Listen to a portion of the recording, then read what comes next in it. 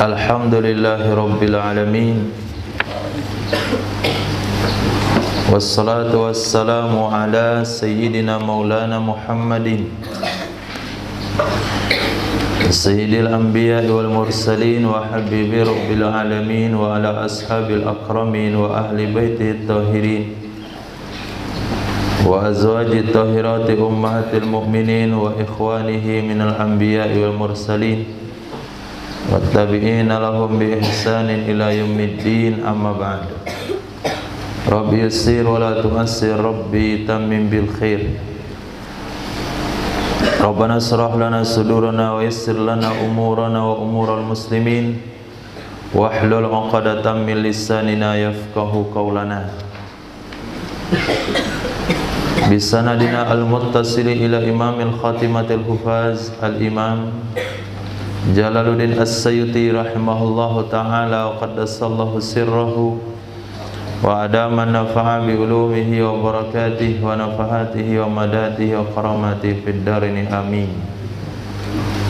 Kita lanjutkan kitab Jami' As-Shaghir, nomor hadis 5388. Hadis diriwayatkan oleh Imam Tabrani dalam kitab Al-Awsat.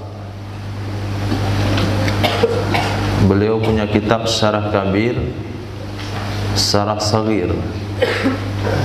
Antara Shaghir dan Kabir ada namanya Syarah Awsat. Hadis hasan diriwayatkan dari imam dari sahabat Nabi Sayyidina Abdullah ibn Mas'ud radhiyallahu an. Sayyidina Rasul sallallahu alaihi wasallam bersabda, "Ajibtu lil mu'min." Aku kagum bagi orang beriman, wa jazaihi, dan penderitaannya orang beriman, kekhawatirannya orang beriman, minas saqami, dari sakit. Ajibtu, kenapa Nabi heran? Kenapa Nabi kagum? Sedihnya orang beriman karena sakit yang dia derita, kekhawatiran yang dirasakan oleh orang beriman karena sakit yang dia derita. Karena saking besarnya pahala di balik sakit tersebut, saking besarnya pahala di balik kesedihan yang disebabkan oleh sakit yang dia derita. Walau ya'lamu ma lahu fis saqami, jikalau ia mengetahui ma lahu, ganjaran yang ia dapatkan. Itu terjemahan mafhum. Malahu, ganjaran yang akan dia dapatkan. Terjemahan nahunya, malahu, barang yang ada ia barang baginya. Itu terjemahan kitab kuno.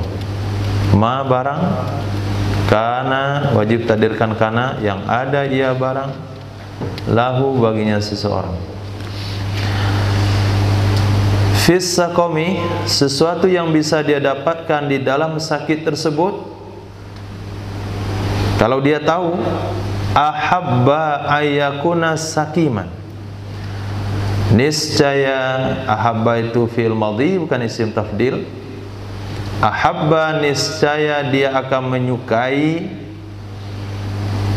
ayyakuna, bahwa adalah orang beriman tersebut sakiman, dalam keadaan sakit, hatta yalqallaha azza wa jalla, sehingga dia bertemu dengan Allah azza wa jalla.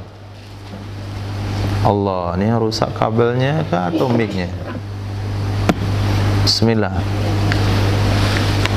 Allah, ini enggak cocok lagi dipakai. Bismillah. Allah, Allah, Allah. Bismillah. Bismillah.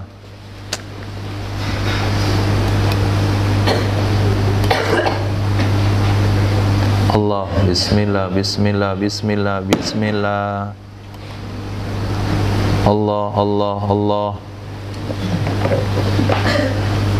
Bismillah, bismillah, bismillah. Allah, Allah.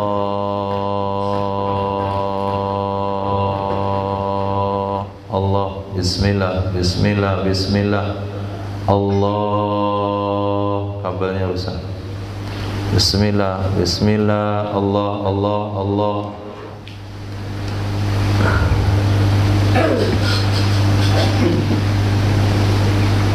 Pakai dua ya.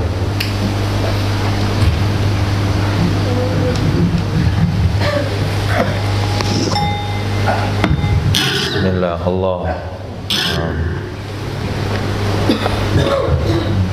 Tiga lagi. Allah, bismillah. Bismillah, bismillah. Allah, Allah, bismillah.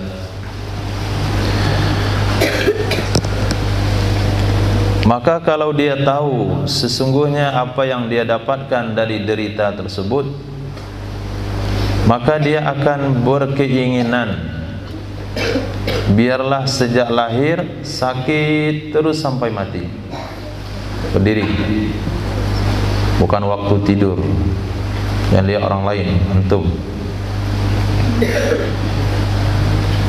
Hadis berikutnya Nabi SAW bersabda, "Ajibtu, aku heran, aku kagum lima lakaini, bagi dua orang malaikat,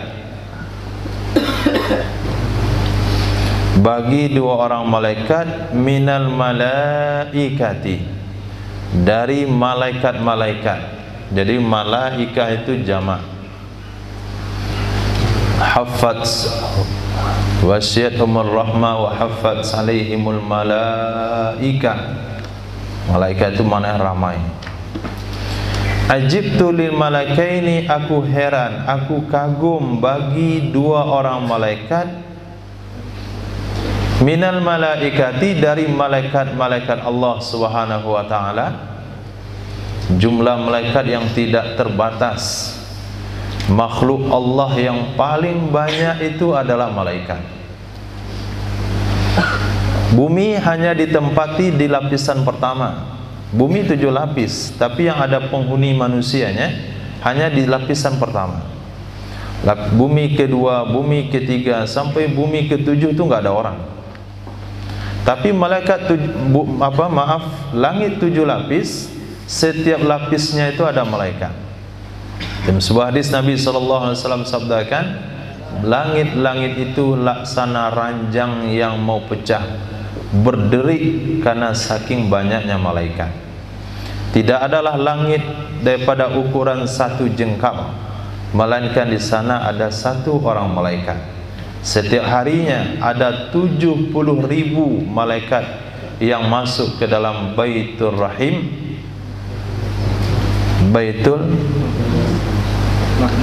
Baitul Ma'mur, itu tidak ada yang keluar. Setiap hari 70.000 masuk ke dalam Baitul Ma'mur dan tidak ada yang keluar.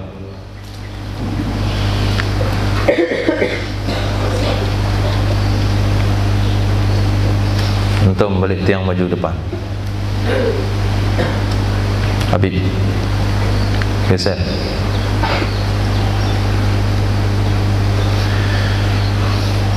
Nazala, kedua-duanya turun, ilal ardi, ke muka bumi. Nazala, kedua malaikat tersebut turun, ilal ardi, ke muka bumi, yaltamisani, kedua-duanya mencari, kedua-duanya mencari abdan, seorang hamba Allah, fi musallahu, di tempat solatnya. Di tempat solatnya artinya di tempat di mana dia biasa melakukan solat jamaah. Itu mana musallahu, di tempat solatnya. Falam yajidahu, maka tidak mendapatkan dua malaikat tersebut, maka tidak menemukan oleh dua malaikat tersebut hu, akannya hamba yang dicari tersebut. Summa araja, kemudian naik kedua malaikat itu. Summa araja, kemudian naik kedua malaikat tersebut ila rabbiha, ke Tuhan keduanya, ke Tuhan keduanya malaikat. Faqala, maka seraya berkata kedua-duanya, ya Rabbi, wahai Tuhanku, ya Rabbi, wahai Tuhanku, kunna, adalah kami dulu itu maksudnya sebelum-sebelumnya. Kunna adalah kami sebelum-sebelumnya. Sebelum-sebelumnya itu keluar daripada makna madhi yang ada pada kunna. Ya Rabbi, wahai Tuhanku, kunna adalah kami sebelum-sebelumnya. Naktubu, kami menulis, li'abdikal mu'mini, bagi hambamu yang beriman, fi yaumihi, pada harinya, artinya pada siang harinya, wa lailatihi, dan pada malamnya, minal amali, dari amal, kada wa kada, itu dan itu. Biasanya kami tulis pagi-pagi buat dia salat subuh berjamaah, selepas itu zikir berjamaah, lepas itu yasinan, kemudian nanti dia masuk belajar program menghafal Quran. Lalu kami tulis lagi bagi dia amal tidur qailulah, tidur pun ditulis. Kemudian kami tulis lagi yang enggak tidur juga ditulis. Kemudian kami tulis lagi salat zuhur dia berjamaah. Kami tulis juga bagi dia ba'diyah sedikit terpaksa, kami tulis juga. Kemudian dia mengaji, kami tulis. Mereka salat asar, kami tulis. Mereka baca manzil, kami tulis. Kami tulis juga ada majlis taklimnya. Kemudian di malam harinya kami tulis lagi.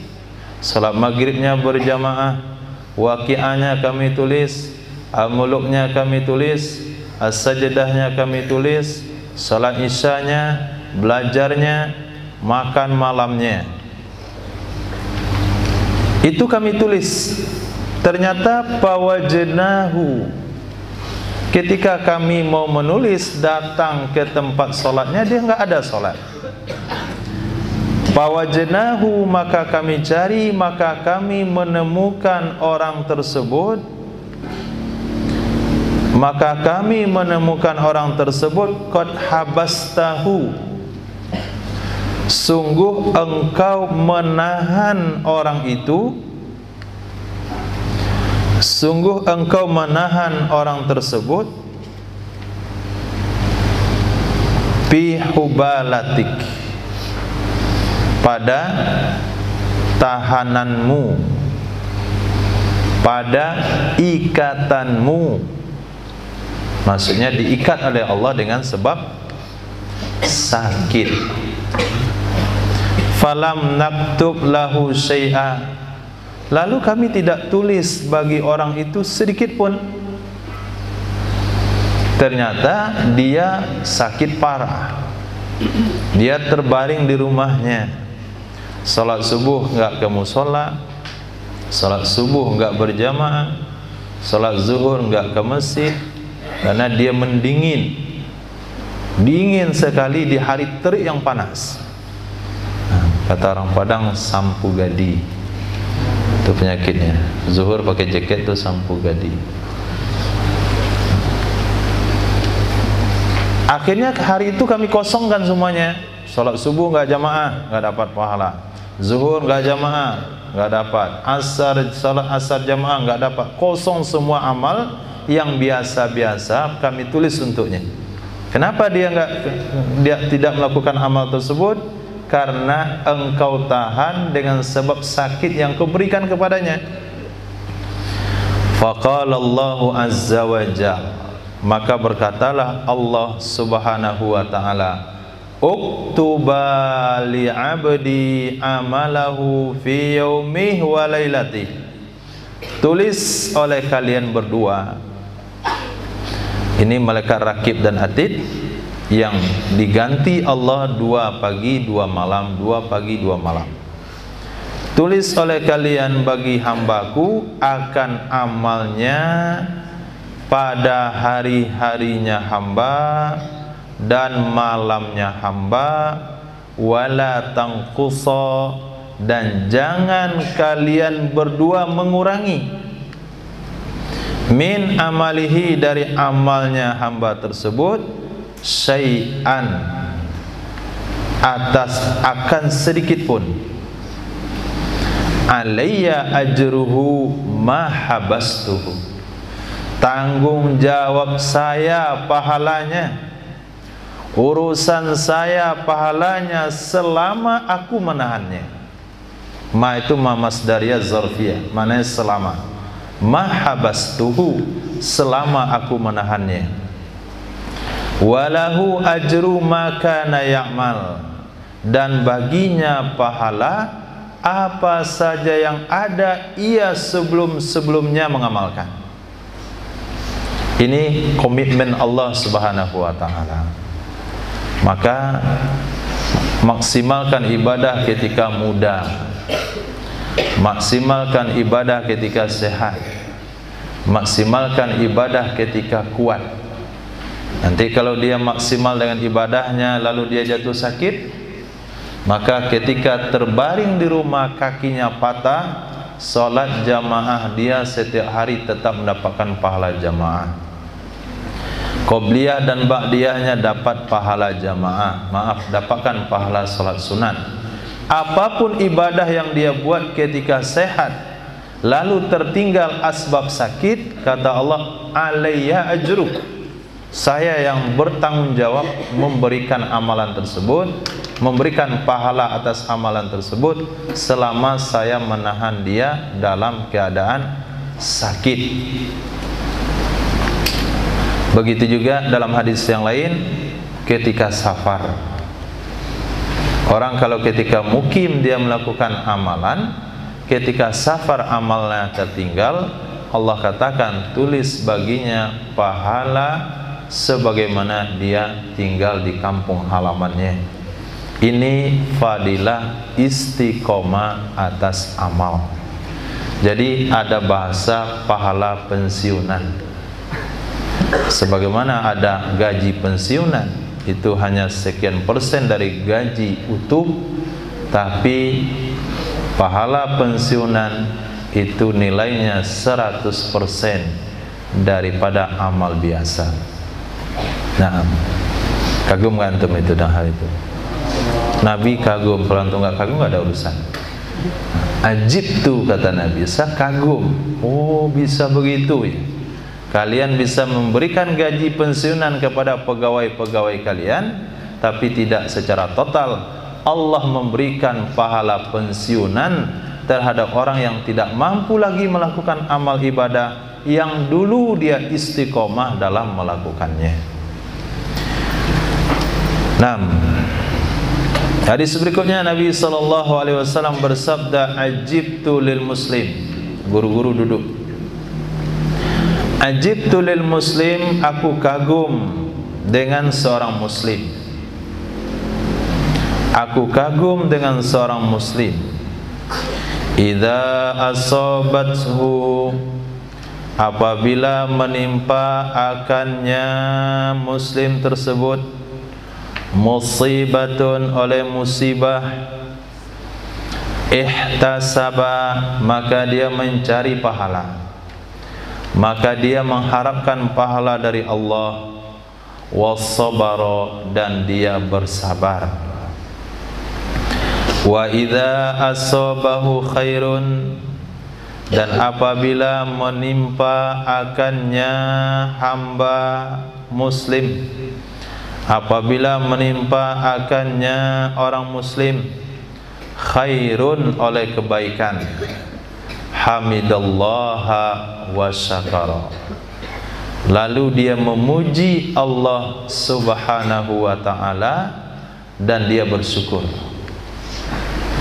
Lalu dia memuji Allah Subhanahu wa ta'ala wa syakara, dan dia bersyukur. Bersyukur atas nikmat yang Allah berikan.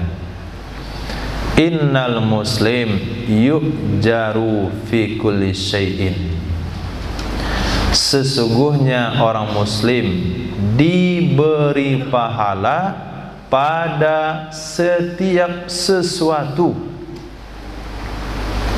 Fi kulli syai', pada setiap sesuatu. Muslim itu dapat pahala. Batuk dia dapat pahala, Cuman merubah posisi bibir saja sedikit dapat pahala. Angkat dikit 2 cm, nah, dapat pahala. Lebarkan bibirnya sedikit kiri kanan 1 cm, dapat pahala. Dikit saja,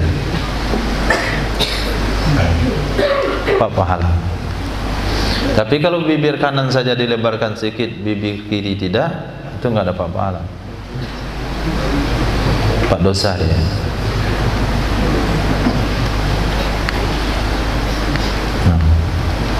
Isyarat kepada orang lain dia jelek. Sampai kepada fil luqmah, pada sesuap nasi,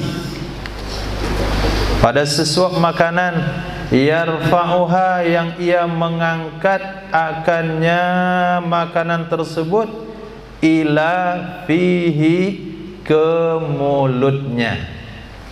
Fi itu maknanya mulut, ke mulutnya. Sesuap nasi yang dia angkat ke mulutnya ada juga pahalanya. Maka banyak-banyaklah mengangkat nasi ke mulut biar banyak pahala. Dengan cara mengecilkan suap, bukan membanyakkan isi nampak, mengecilkan suap. Suapnya dikecilkan sehingga banyak angkat. Kalau dengan makan dia niatkan ibadah kepada Allah Subhanahu wa taala, ditambah lagi pahalanya. Kalau dia makan dia tujukan untuk menghidupkan sunnah baginda Rasul sallallahu alaihi wasallam, ditambah lagi pahalanya sesuai dengan niat yang dia niatkan ketika itu. Maka dengan hadis sahih ini terbantahkan logika orang-orang liberal yang mereka katakan agama itu hanya sekitar sholat, agama hanya sekitar ibadah, tidak ada agama dalam pakaian, tidak ada agama dalam kebiasaan-kebiasaan, nggak ada pahalanya dalam hal-hal yang biasa. Ya mau pakai gamis kah atau pakai batik pekalongan, nggak ada urusan. Itu kan pakaian. Diangkat agama di situ. Agama urusannya di masjid. Nah coba lihat hadis yang seperti ini. Antum kan kuliah di Fakultas Agama. Kenapa otak antum liberal? Nah, kenapa pemikirannya lebih jelek daripada orang-orang yang tidak kuliah di bagian agama? Lihat hadis sahih ini. Lihat hadis sahih ini, wahai para liberal atau orang-orang yang sudah masuk dalam otaknya pemahaman liberal, bahasanya agama itu ada di segala hal.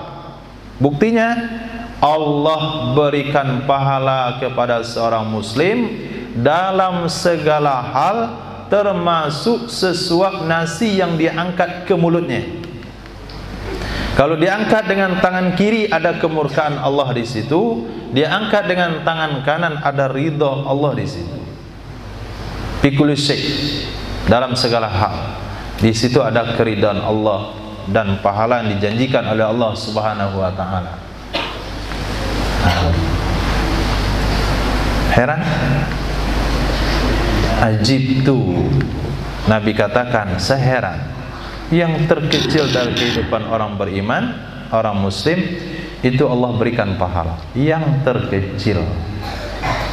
Bahkan dia mengantuk juga, dia tahan ngaji, itu ada pahalanya.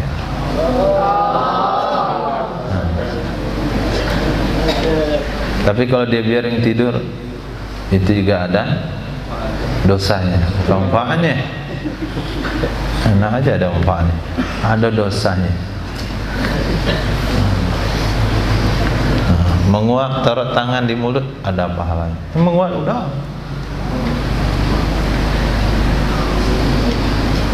Bahkan buang air kecil, buang air besar, situ juga ada pahala. Ada pahala. Bahkan yang bikin sahabat heran adalah wa fi bud'i ahadikum shadaqah. Sahabat pun heran, ajibtu, ajabu, mereka heran, ya Rasulullah, wa fiha shadaqah wa fiha ajrun. Na'am, wa fiha ajrun. Kalau nggak paham masuk program bahasa Arab. Nah, hadis berikutnya Nabi SAW bersabda, ajibtu li aqwamin, aku kagum, aku heran, li aqwamin, bagi beberapa kaum, yusakuna ilal jannati, dihalau mereka ke dalam surga. Yuqaduna, dituntun, itu dibawa dari depan. Yusakuna, dihalau, itu dibawa dari belakang. Yusakuna, mereka dihalau, ilal jannati, ke dalam surga, fis salasil, di dalam belenggu-belenggu. Wahum karihun, padahal mereka tidak senang, padahal mereka benci dengan hal tersebut. Tapi karena dipaksa, akhirnya dia masuk surga. Terperosot kakinya, jatuh ke surga. Dihalau kayak kambing. Sapi, si tua rumah, si majikan, bukan majikan, si pemilik sudah sabit rumput hari itu, sudah dimasukkan di kandang. Biasanya sapi ini nggak pernah diambilin rumput, tapi karena pemilik mau pergi baralek, maka disabitlah rumput 2 karung, dimasukkan di dalam kandang. Kemudian sapinya dimasukkan sore. Sapi nggak mau makan, masih mau makan makanan yang ada rumput yang dikit-dikit itu, karena masih sore, kata sapi. Cepat kali kami masukkan. Dihalau, dia dipaksa, pas masuk kandang terperosot, dapat rumput 2 karung. Oh, kata sapi, seharusnya kami nggak perlu dihalau kalau cuma tahu ada rumput di sini. Nah, itu nanti rasa syukur yang diucapkan oleh orang-orang yang dipaksa untuk masuk Islam. Asbab daripada perperangan yang diadakan oleh orang-orang Islam dulu, perjuangan yang dilakukan oleh Muslim dulu, oleh para sahabat, para tabi'in dan tabi'in, mereka menaklukkan sebuah bangsa, sebuah daerah, diajak untuk masuk Islam, dibelenggu, ditangkap, dijadikan budak, lama-lama masuk Islam dan berakhir dengan surga Allah Subhanahu wa taala. Ajibtu li sabri akhi. Duduk. Ajibtu li sabri akhi. Aku kagum dengan kesabaran saudaraku. Saudaraku yaitu Nabi Yusuf. Wa karomih, dan pemurahnya Nabi Yusuf. Nabi heran sabarnya Nabi Yusuf. Wallahu yaghfirullah, semoga Allah mengampuni baginya. Kapan itu yaghfirullah itu? Nabi kanan sallallahu alaihi wasallam telah berkata Imam Ghazali rahimahullah, itu strip kiri dan kanan. Gini juga, aku heran dengan kesabaran saudaraku Yusuf dan kemuliaannya, semoga Allah mengampuninya. Kapan Nabi Yusuf itu sabar? Haitsu ursila ilaihi, ketika dikirim utusan kepadanya. Haitsu ursila ilaihi, ketika dikirim utusan kepadanya, liyustafta, supaya diminta pendapat, supaya diminta fatwa, fi ru'ya, tentang mimpi. Tentang mimpi. Nabi Yusuf waktu itu di mana? Dalam penjara. Kemudian datang orang dari kerajaan kerajaan yang memiliki kekuasaan untuk membebaskan Nabi Yusuf dari penjara itu. Ini menunjukkan kesabaran Nabi Yusuf atau kepemurahannya? Kesabarannya atau kepemurahannya? Kedua-duanya. Ketika datang utusan dari raja penguasa atas penjara tersebut, dia bertanya, tolong takwilkan mimpi. Raja kami melihat ada 7 ekor sapi gemuk ditelan oleh 7 sapi kurus. Memang kurus itu banyak makan. Ditelan oleh 7 sapi kurus. Kemudian 7 tangkai yang segar dililit oleh 7 tangkai yang kering. Apa itu takwilnya? Pada raja ada kumpulkan seluruh ahli takwil mimpi. Apa kata mereka? Ini hanya main tidur, bukan ru'ya tapi ahlam. Beda ru'ya sama ahlam. Mungkin yang antum melihat itu bukan ru'ya tapi ahlam. Antum pernah bermimpi tentang seseorang, itu disebut dengan ahlam. Nah, mungkin bukan ru'ya. Nah, kalau saya kata Nabi, walau kuntu ana, jikalau adalah itu saya, lam afham, saya nggak akan lakukan. Hatta ukhroja, sehingga saya dikeluarkan. Boleh saya beri takwil mimpi, tapi bebaskan saya dulu. Nah begitu. Kenapa? Karena nggak sabar lagi di penjara. Kenapa? Karena nggak pemurah. Tapi Nabi Yusuf saking pemurahnya, walaupun dipenjara oleh orang tersebut dan orang yang punya kekuasaan yang bertanya, tetap diberikan jawaban. Tanpa memberi syarat, saya akan jawab kalau saya dikeluarkan dari penjara. Kata Rasul, ini tawaduknya Nabi ya. Ketawadukan Sayyidina Rasul. Kalau saya tidak akan lakukan sehingga saya dikeluarkan dari penjara. Itu kejadian pertama. Berikutnya, ajib tulis sabrih wa karomi. Aku kagum dengan sabarnya Nabi Yusuf dan pemurahnya Nabi Yusuf. Wallahu yaghfirullah. Semoga Allah mengampuninya. Utiya liyukhraja. Imam Nih. Utiya liyukhraja. Dia didatangi supaya dia dikeluarkan. Bukan dia minta keluar, tapi dia didatangi oleh utusan raja supaya dia dikeluarkan dari penjara. Falam yakhruj. Maka dia tidak mau keluar. Maka dia tidak mau keluar hatta akhbarahum bi'udri, sehingga beliau memberitakan kepada mereka dengan uzurnya Nabi Yusuf, dengan alasannya Nabi Yusuf, dengan keberatan-keberatannya Nabi Yusuf. Wahai Yusuf, kamu diminta oleh raja untuk datang ke kerajaan. Apa kata Nabi Yusuf? Belum.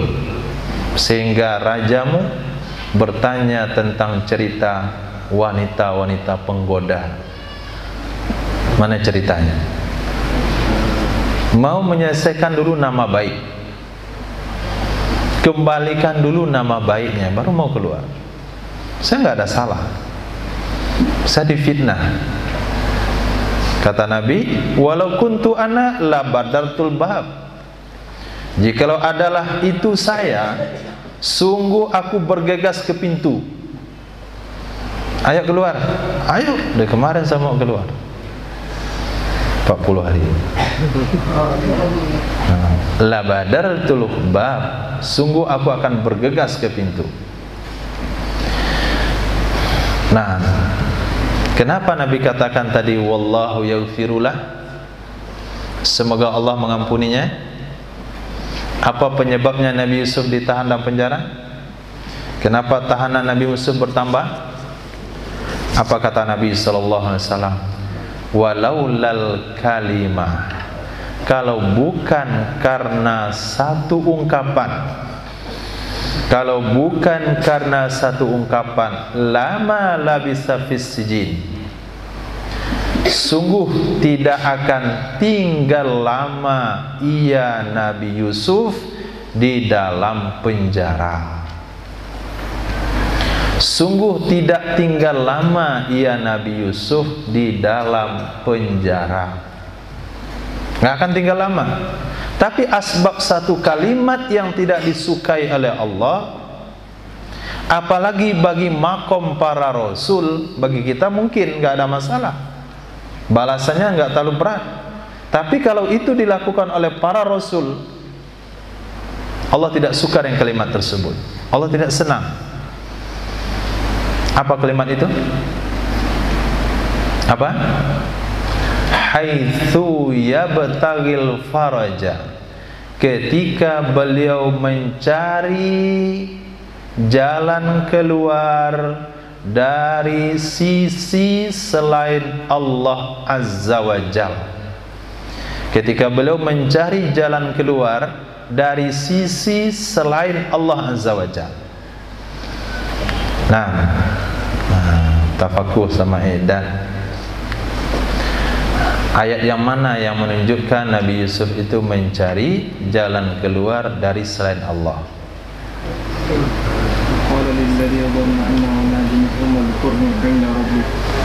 Ketika Nabi Yusuf berkata kepada kawannya yang diselamatkan daripada penjara, satu tukang perah anggur, yang satu tukang memasak makanan, membuat roti. Ini dua orang pelayan raja. Nah, dua orang pelayan raja. Jadi dua orang pelayan raja ini diasut oleh orang-orang tertentu supaya meracuni daripada makanan, supaya raja itu mampus, karena rakyatnya nggak senang sama rajanya. Yang tukang roti membubuhi racun ke rotinya. Yang tukang anggur menyediakan minuman tidak jadi membubuhi, nggak jadi. Akhirnya makanan sudah terhidang di meja tuan raja, dapat informasi makanan sudah diracuni. Dipanggil kedua pelayan ini, suruh makan roti yang buat roti. Kamu makan rotimu. Apa tukang roti? Nggak berani makan, mati dia. Tapi disuruh tukang anggur, minum anggurmu. Nah, langsung saja dia minum. Kaget kawannya, bisa dia minum ya? Ternyata kawannya tuh nggak jadi memasukkan racun ke dalam minuman. Tapi keduanya tetap di penjara. Sesampai di penjara, keduanya bermimpi. Si pemilik roti bermimpi bahasanya dia membawa roti untuk raja, kemudian datang burung untuk memakan roti di kepalanya. Yang satu lagi dia bermimpi memeraskan anggur untuk tuan rajanya. Kedua-duanya datang kepada Nabi Yusuf. Sebelum mimpinya ditakwilkan, keduanya diajak untuk masuk Islam. Takwil pertama, kamu akan disalib dan akan dimakan kepalamu di tiang salib oleh burung-burung. Yang satu lagi, kamu akan kembali ke pekerjaan kamu yang pertama. Khair. Beberapa lama terjadilah apa yang telah ditakwilkan oleh Nabi Yusuf. Nabi Yusuf berkata kepada salah satu yang selamat, tolong nanti kalau kamu sudah selamat, ingat saya, sampaikan cerita saya kepada rajamu.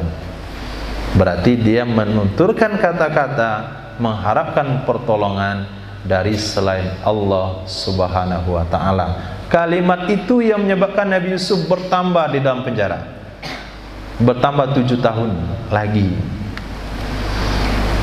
Nah, Nabi Yusuf berapa tahun dalam penjara? Berapa tahun? Berapa tahun? 2 riwayat, bukan 2 riwayat, 2 yang saya ingat. Ada yang mengatakan 9 tahun, ada 10 tahun.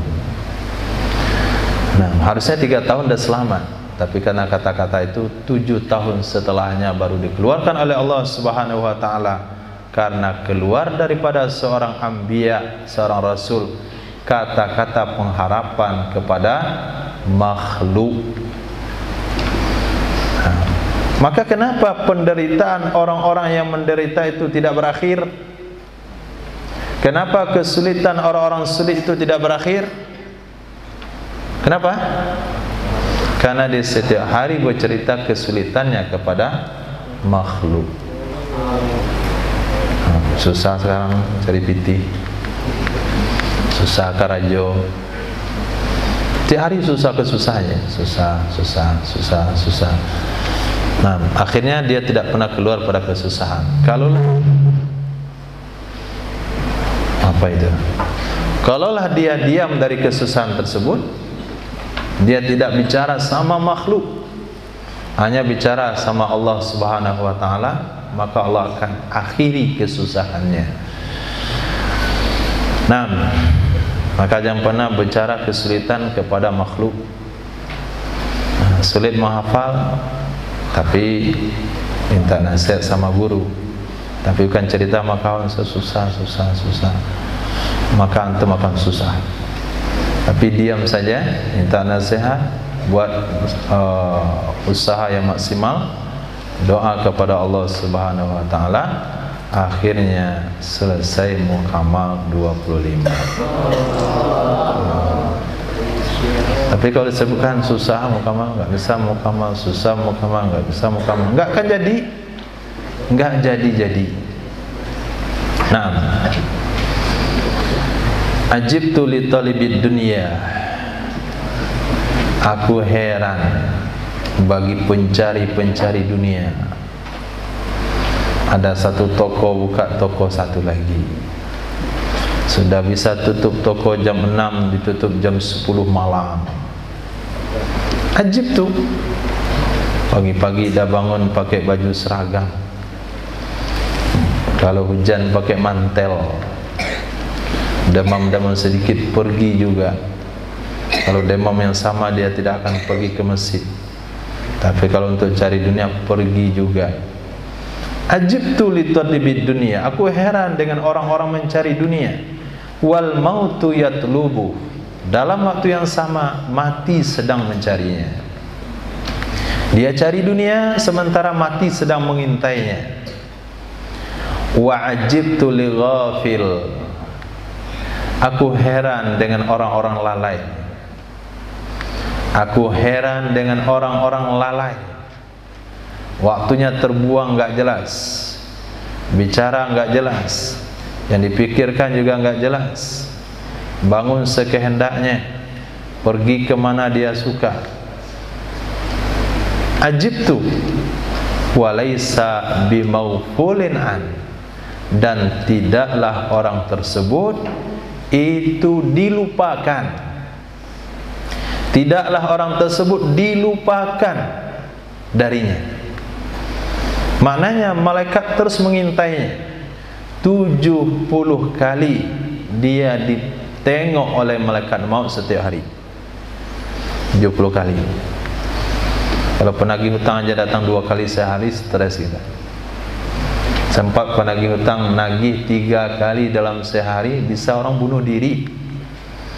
Nah, masuk telepon nomor namanya nggak ada, nggak berani ngangkat, takut penagih hutang, padahal kawan yang mau mengirimkan uang. Sebulan setelahnya dia angkat nomor itu. Kenapa nomor saya sebulan lalu nggak diangkat-angkat? Saya mengirimkan uang. Astagfirullah, uang. Saya kira penagih hutang. Nah, itu penagih hutang 3 kali dalam sehari, nggak pernah. Paling 3 kali dalam sebulan. Itu udah bikin orang stres. Ini 70 kali dalam sehari malaikat maut mendatanginya. Bawa catatan. Gahlang Sumardi. Ini dari subuh tadi udah 10 kali dia datang jumpa antum. Belum juga. Kapan mati? Ya. Oh belum. Oh belum. 70 kali. Sementara dia tidak pernah ingat mati. Enggak pernah ingat mati. Ghafir, lalai dari mengingat mati. Kemudian datang yang sama, petugas kematian melihat dia 70 kali dalam sehari. Itu makna laisa bimaghful. Dia lengah, dia lalai, sementara dia tidak pernah dilalaikan oleh petugas kematian. Wa ajibtu lidahik mil'a fihi. Aku heran bagi orang yang tertawa sepenuh mulutnya. Nah, kalau tertawa itu enggak sepenuh mulut, enggak ada masalah, senyum. Ini tertawa mil'a fihi, sepenuh mulutnya. Tahu cara tertawa sepenuh mulut? Nampak anak lidahnya bergerak-gerak. Sudah habis drag mulutnya ke atas, segitu dia tertawa. Besar. Untuk kalau lalat langsung masuk dalam tenggorokan. Wala yadri radiya'an aw sukhita'an.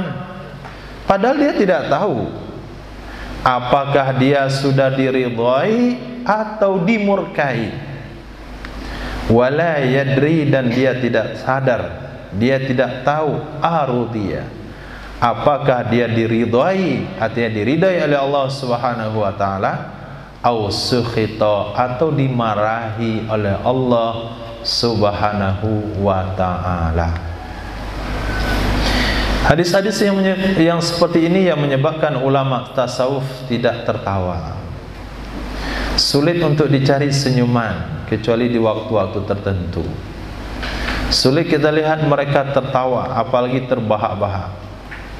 Ketika ditanya apa kata mereka, bagaimana aku tertawa sementara nasibku belum jelas. Ketika Imam Hasan Al-Basri memberikan lamaran kepada seorang sufi terkenal, Rabi'ah Adawiyah, gampang jawabannya, saya terima lamaranmu, tapi jawab beberapa pertanyaan dari saya. Kalau saya meninggal, afil jannati au finnar, apakah saya nanti dalam surga atau dalam neraka? Kata Imam Hasan Basri, itu saya nggak tahu. Nah, kalau tidak tahu, saya sedang memikirkan itu. Jadi belum sempat memikirkan kamu.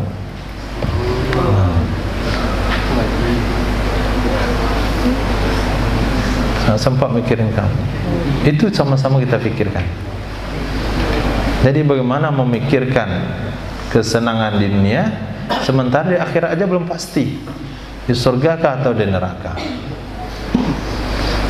Nggak bisa dilamar secara langsung. Hanya Imam Hasan Al-Basri menampakkan karomahnya biar tertarik. Dibentangkan sejadahnya atas air. Ayo kita salat jamaah. Sejadah atas air.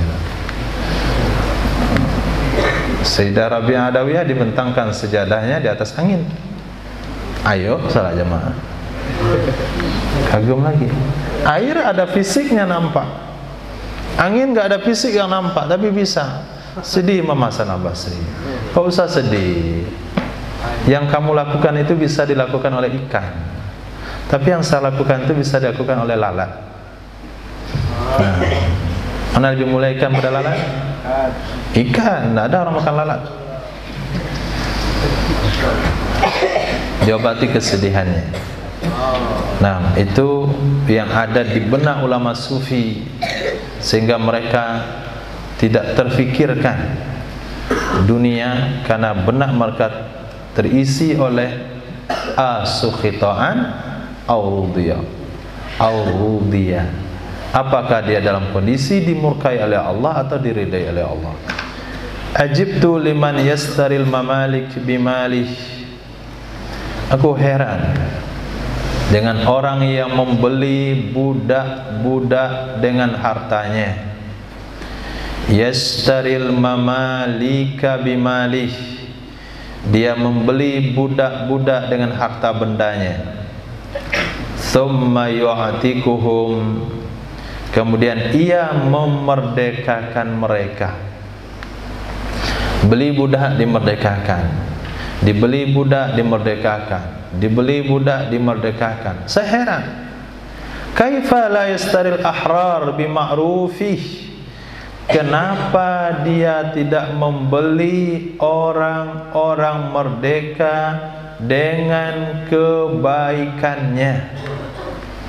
Kenapa dia tidak membeli orang-orang merdeka dengan kebaikannya? Fahuwa a'zamu sawaba, maka itu lebih besar pahalanya. Itu lebih besar pahalanya. Maksudnya apa? Kamu pikirkan orang merdeka, kamu berikan kebaikan kepadanya, kamu berikan fasilitas kehidupan. Jangan dibeli budak. Budak itu sudah ada yang bertanggung jawab untuk memerdekakannya. Budak itu sudah ada yang bertanggung jawab untuk memberi makan dan minumnya. Lalu kamu beli budak, kamu merdekakan. Kamu beli budak, kamu merdekakan. Memang itu perkara baik, tapi ada yang lebih baik. Berikan kebaikan-kebaikan kepada orang yang sudah merdeka supaya mereka mandiri. Nah, jadi di sini kita diajarkan oleh baginda Rasul sallallahu alaihi wasallam untuk melihat mana kebaikan yang pahalanya lebih besar. Memang amal semuanya baik, tapi harus melihat mana yang lebih baik, mana yang lebih penting. Ada satu hal hari ini, semangat masyarakat Indonesia, bahkan semangat masyarakat dunia yang kaya raya untuk beramal. Apa amalan mereka buat? Apa amalan mereka buat? Buat masjid. Buat masjid. Sudah ada masjid di situ, belum juga penuh, belum ada juga taskilan, sudah dibuat lagi masjid di sampingnya. Nah, padahal sana ada masjid. Kalau semuanya datang ke Berok situ enggak penuh juga. Saya ada tingkat 2. Tapi buat lagi masjid. Di kampung tu udah ada masjid, dibuat lagi masjid. Penantung untuk urut ke Aceh. Sudah ada masjid enggak penuh, dibuat lagi di belakangnya lebih besar lagi. Yang itu aja enggak penuh, dibuat lagi lebih besar, lebih besar. Kenapa tidak dilihat anak yatim? Antum buat, kamu buat fasilitas, bukan antum, kamu buat panti asuhan. Kenapa tidak kamu lihat jalan-jalan rusak? Kenapa kamu tidak lihat orang-orang miskin yang rumahnya sederhana? Kenapa kamu tidak lihat kepada pendidikan-pendidikan agama yang berdiri di atas tanah sewa? Kenapa kamu tidak lihat kepada anak-anak TPA yang tidak punya guru yang cukup? Yang satu guru mengandal sekian banyak anak-anak, dikarenakan tidak cukup uang untuk bulanan gurunya. Kenapa nggak dilihat ke situ? Kenapa yang tahu cuma bangunan masjid, masjid lagi, isinya cuma 2 sauf. Jumat pun tidak penuh. Ajib tu, kok heran hal-hal seperti itu. Nah, tidak tahu kebaikan yang mana, tidak tahu mana yang besar nilainya. Nabi mengajarkan ini bukan hanya terfokus kepada materi yang Nabi sabdakan, tapi ada mafhum di sana. Nabi katakan a'zamu sawaba, itu yang menjadi catatannya. Tapi kalau salafi memang tekstual. Nabi kan nggak bicara bangun masjid sama pondok. Betul. Kamu lihat poin belakangnya. A'zamu sawaba, membuat baik kepada orang merdeka, melengkapi kehidupannya, itu lebih besar pahalanya. Kenapa dipilih yang kecil padahal ada yang lebih besar? Kenapa dipilih yang lambat padahal ada yang lebih cepat? Kenapa dipilih yang kurang padahal ada yang sempurna? Memilih yang kurang ketika ada yang sempurna, memilih yang lambat ketika ada yang cepat, memilih yang kecil ketika ada yang besar, itu tindakan yang menyebabkan kita memandangnya aneh. Aneh. Sudah jelas tidak ada isinya, kamu buat lebih besar lagi. Aneh. Insya Allah aneh. Kamu nggak pergi ke pasar. Dia di situ orang-orang jualan. Hanya jual telur ayam saja, duduk di pasar. Hanya jual sayuran yang dipetik di kebun sendiri di pasar. Kamu tidak pandang ke muka-muka mereka? Usia mereka yang tidak layak lagi untuk ada di pasar, tapi usia segitu mestinya sudah ada di rumah-rumah Allah. Tapi kenapa masih di pasar-pasar? Karena kamu orang-orang kaya tidak pernah melihat mana yang lebih besar pahalanya. Lebih besar pahalanya kamu berikan santunan kepada orang-orang sudah lanjut usia yang masih bekerja di pasar-pasar, supaya mereka fokus dengan ibadah, bukan dengan membangun masjid yang semegah-megahnya yang tidak ada gunanya. Apalagi kalau sampai masuk ke itu bayar lagi. Bayar. Saya mau sholat, enggak bayar. Ini masjid wisata. Insya Allah bayar masuk masjid. Enggak dibayar aja susah orang masuk masjid. Lagi bayar lagi. Oh mungkin katanya kalau dibayar mungkin ada orang semangat. Lebih tinggi bayarnya lebih semangat. Masya Allah, ajib tuh. Nah, heran. Khair cukup insya Allah.